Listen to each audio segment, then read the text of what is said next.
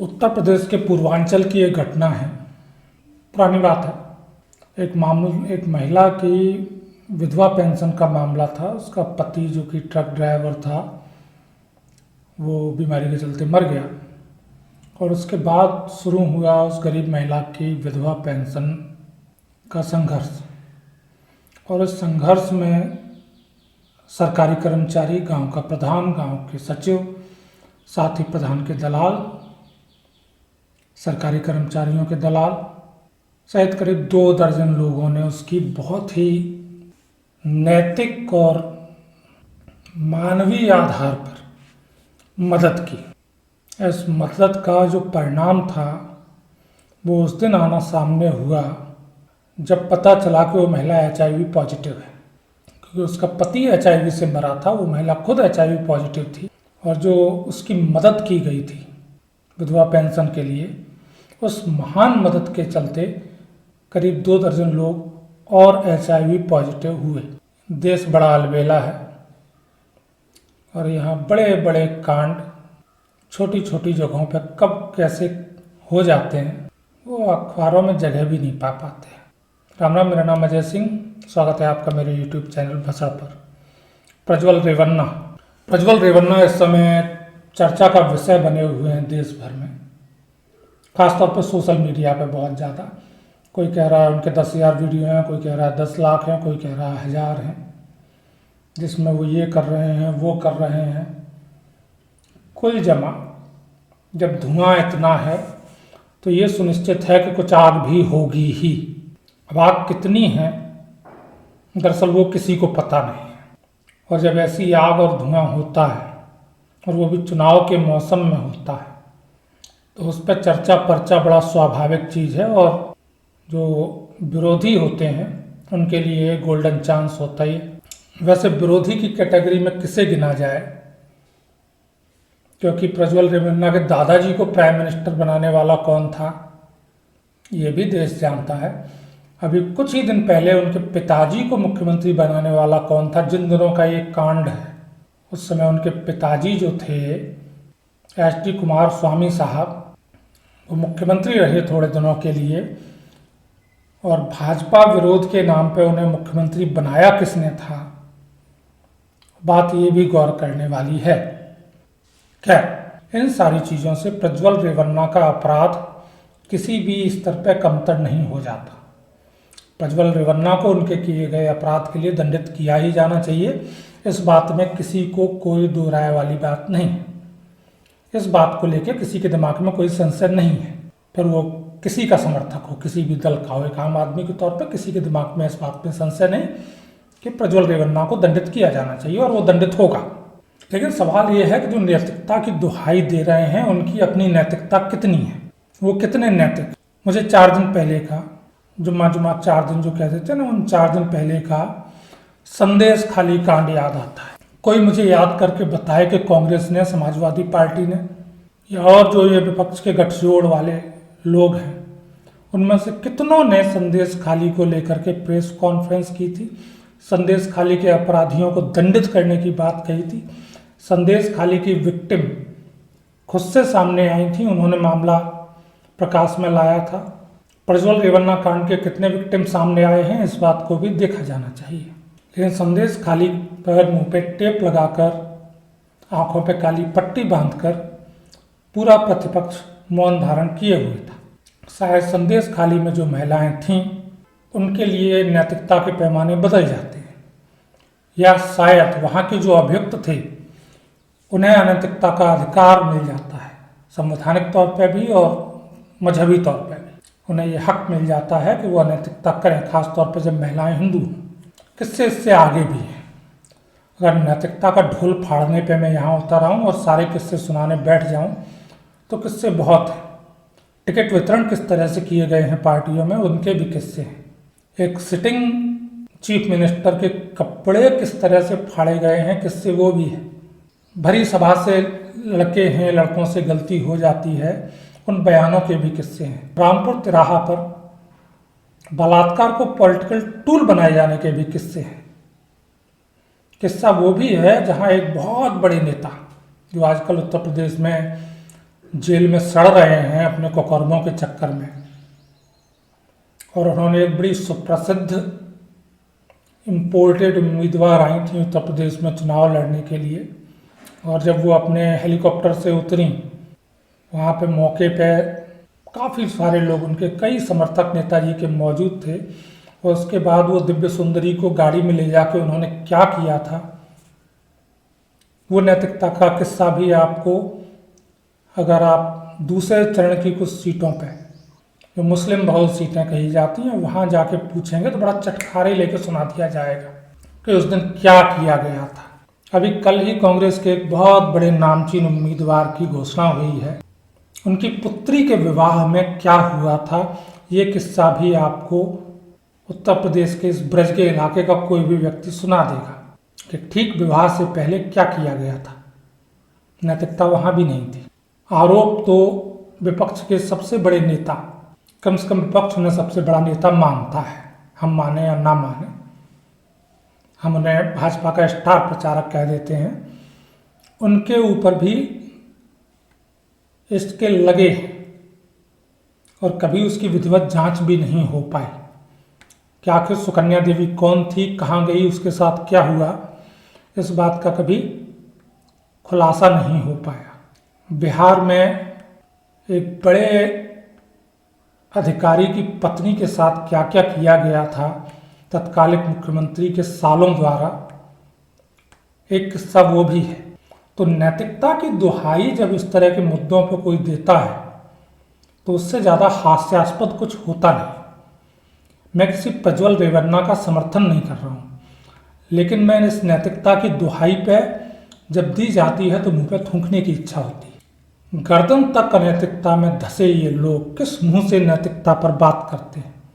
कर्नाटक के law and order की जिम्मेदारी केंद्र सरकार की नहीं थी, वहाँ की राज्य सरकार की थी, और राज्य में कांग्रेस की सरकार है।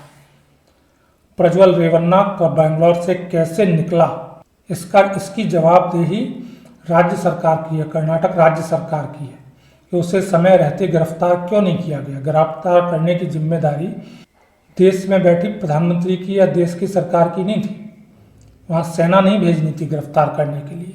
गिरफ्तार करने का काम कर्नाटक पुलिस का था, तो प्रज्वल रेवन्ना को गिरफ्तार क्यों नहीं किया।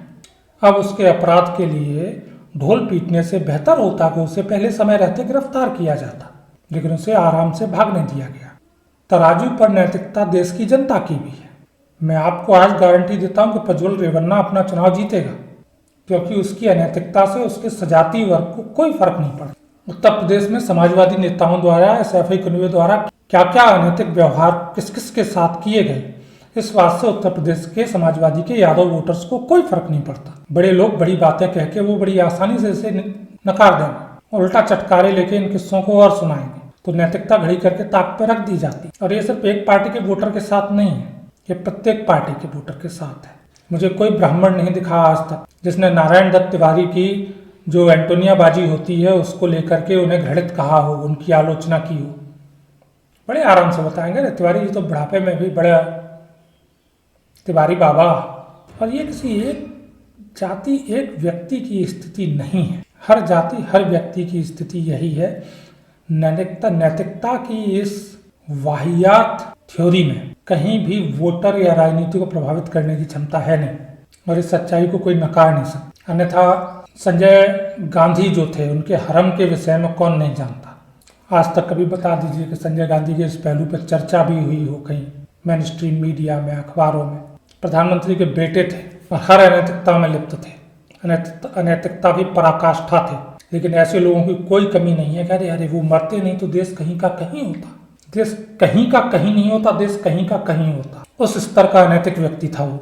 और फिर भी आज भी बड़े उसे नई पीढ़ी तो खैर ज़्यादा जानती नहीं है, जो उसकी पीढ़ी के लोग हैं वो उसके आज भी गुण गाते हुए आपको मिल जाएंगे। इवन जो भाजपा समर्थक हैं वो मिल जाएंगे, जिनकी नज़र में संजय गांधी बड़ा योग्य और दिव्य व्यक्ति था, देश को अब तक अमेरिका बना चुका होता। तो कौन सी अनैतिकता की बात कर रहे हो यार। नैतिकता का राजनीति से कोई लेना देना दूर दूर तक कभी रहा नहीं, और कम से कम भारत में तो बिल्कुल नहीं रहा। अमेरिका जैसे देशों में होता होगा, किसी मोनिका लेविंस्की की शिकायत पर राष्ट्रपति पे महाभियोग चले और वो भी उनके झूठ बोलने को लेके चले। यहाँ तो नेताओं में अगर झूठ नहीं बोलते तो उनका स्वाभाविक गुण माना जाता है झूठ बोलना। कहा जाता है कि जो झूठ नहीं बोल सकता वो नेता हो ही नहीं सकता। नेता का झूठा होना एक दूसरे का पर्यायवाची गिना जाता है भारत में भैया। तो वहाँ आप नैतिकता पे चुनाव में मुद्दा बनाने की सोच रहे हो कि नैतिकता मुद्दा बनेगी, कैसे बनेगी? अगर कल मौका मिले, मोदी के विरुद्ध केंद्र में सरकार खड़ी करने का कल मौका मिले और मजबूरी ऐसी हो कि प्रज्वल रेवन्ना को प्रधानमंत्री बनाना पड़े, कांग्रेस समर्थन देने वालों में सबसे आगे होगी, समाजवादी पार्टी समर्थन देने वालों में सबसे आगे होगी, तृणमूल कांग्रेस समर्थन देने वालों में सबसे आगे होगी, और सिर्फ आगे नहीं होगी, ये सिर्फ इन्हें अपना हिस्सा याद आएगा कि उस कैबिनेट में हिस्सा मुझे क्या मिलेगा। इन्हें सिर्फ ये याद आएगा कि उस कैबिनेट में मलाई वाले जो मंत्रालय हैं वो हमारे पास रहेंगे या नहीं रहेंगे। क्या एच डी देवगौड़ा के पास उस दौर में जब वो प्रधानमंत्री बने इतना जनसमर्थन था? 272 सीट चाहिए होती हैं किसी को प्रधानमंत्री बनने के लिए। कितनी सीटें उस समय थीं देवगौड़ा साहब के पास? कोई जरा खोज के पढ़ ले, क्यों प्रधानमंत्री बने थे देवगौड़ा साहब? क्या वो स्थिति अभी उत्पन्न हो जाए तो प्रज्वल रेवन्ना को प्रधानमंत्री बनने से या बनाने से विपक्ष का गठबंधन इनकार करेगा? 2 मिनट में बनाएगा। फिर 1000 वीडियो हैं या 1 लाख, उन्हें ये कह के प्रदर्शित कर दिया जाएगा क्या नहीं साहब प्रज्वल रेवन्ना तो बड़े मर्द आदमी हैं, बादशाह अकबर का रिकॉर्ड तोड़ दिया। अकबर को भी महान कहते हो? बेटे के साथ अपनी रखैल के लिए जंग में मुलव्विस होने वाले अकबर महान हैं या नहीं हैं? तो प्रज्वल रेवन्ना भी हो सकता है भाई। इस देश में काने को काना कहने की रीत नहीं है। अनैतिकताओं के वो किस्से इस देश में हैं कि जिन्हें सुन के शैतान भी शर्मा जाए। प्रज्वल रेवन्ना तो शैतान की लेफ्ट राइट साइड में से कोई एक गोटी बराबर भी नहीं है। लोकसभा का चुनाव है, देश की सरकार बननी है, देश कैसे चलेगा ये तय होना है। किसी प्रज्वल रेवन्ना की निजी जिंदगी में क्या कृत्य हैं और क्या कुकृत्य हैं, इस बात का इस चुनाव से दूर दूर तक कोई लेना देना नहीं। लेना देना इससे है कि पाकिस्तान के खिलाफ क्या पॉलिसी रहेगी सरकार की। लेना देना इससे है कि आंतरिक सुरक्षा को किस तरह से हैंडल करेगी सरकार। लेना देना इससे है कश्मीर को किस तरह से शांत बनाए रखा जाएगा। लेना देना इससे है कि कॉमन सिविल कोड लागू किया जाएगा या नहीं किया जाएगा। लेना देना इससे है कि देश में एनआरसी कितनी जल्दी लागू होगी। लेना देना इससे है कि देश से इन घुसपैठियों को कब तक खदेड़ा जाए। लेना देना इससे है कि काशी विश्वनाथ के शिवलिंग पे कुल्ला होने और पैर धोए जाने से जो 100 करोड़ लोग अपमानित हुए हैं और एक दिन से नहीं 500 साल से हुए हैं, उस चीज़ को पूर्ण समाप्ति हो। काशी विश्वनाथ अपने पुरातन स्वरूप में कब आएगा। लेना देना इससे है कि हम यूएन में स्थायी सीट की अपने दावेदारी को और मजबूत कब तक कर पाएंगे, कब तक हमें वहाँ स्थायी सदस्यता मिल पाएगी। लेना देना इस चुनाव का इससे है कि चीन के विरुद्ध हमारी रणनीति क्या रहेगी। लेना देना इससे है कि हमारा व्यापार संतुलन कैसे बढ़ेगा। लेना देना इससे है इस चुनाव का कि देश में और ज़्यादा इंडस्ट्री कैसे आएगी। लेना देना इससे है देश की सेनाओं का स्वदेशीकरण आखिर और कब तक हो पाएगा, कितना समय और लगेगा। हम कब तक शस्त्र आयात करने की जगह शस्त्र निर्यात करना शुरू करेंगे। आज हमने निर्यात करना शुरू किया है पर पर्याप्त नहीं। हमें दुनिया के टॉप 5 निर्यातकों में शामिल होना है। हमारे पास प्रोडक्ट हैं जिन्हें हम बेच सकते हैं और उन्हें बेचना है। तो ये चुनाव राष्ट्रीय नीतियों के लिए राष्ट्र किस तरह से चलेगा इसके लिए है। प्रज्वल रेवन्ना ने जो कानून का उल्लंघन किया, जो अनैतिकता बरती, तो लॉ एंड ऑर्डर स्टेट का विषय है। उसे गिरफ्तार ना करना स्टेट की गलती। स्टेट में कांग्रेस की सरकार है और आगे चल के भी उसके अपराधों के लिए उसे कानून के सम्मुख खड़ा करना, एक मजबूत इन्वेस्टिगेशन रिपोर्ट अदालत के सामने पेश करना, अदालत से उसे दंडित करवाना, ये भी राज्य सरकार का और राज्य सरकार की पुलिस का ही काम होगा। ये काम करने मोदी नहीं जाएंगे। तो नैतिकता का ढोल यार पीटना बंद करो और असल मुद्दों पे बात करो। प्रज्वल रेवन्ना को फांसी चढ़ाना है, सुबह चढ़ाना है, अभी चढ़ाओ, किसी को कोई आपत्ति, न भाजपा को, न भाजपा के वोटर को, न भाजपा समर्थकों को। उतने ही विरोधी हैं जितना होना चाहिए। राम।